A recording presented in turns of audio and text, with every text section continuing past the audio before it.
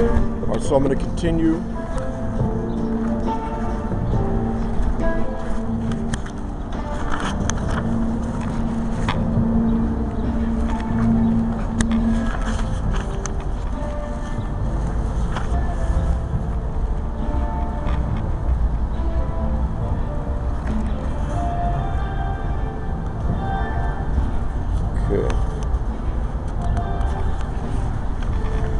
All right, Matthew 4:1.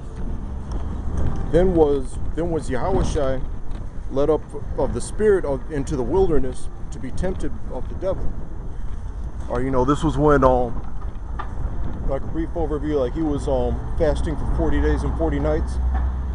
This is part of his this like spiritual journey, spiritual awakening. As like the Lord, the Heavenly Father's like chosen vessel to redeem the elect.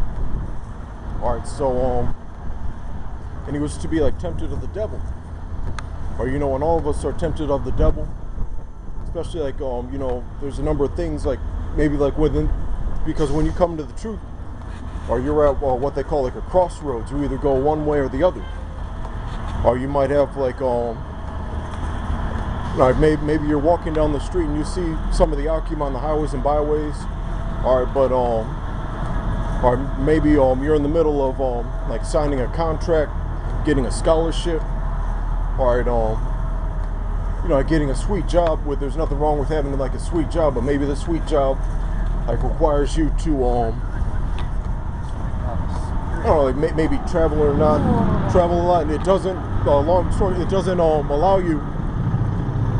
Like you're presented with something that doesn't allow you, or to be occupied in the scriptures the way you should. Or maybe it requires you to like go off somehow, as far as like shaving your beard and shit like that. All right, but you're usually like at this type of like crossroads where you're either going to be in the truth or you're going to be in the world. All right, verse 2. All right, and when he had fasted 40 days and 40 nights, he was afterward and hungry. And when the tempter came to him, he said, If thou be the Son of the Most High, command that these stones be made bread.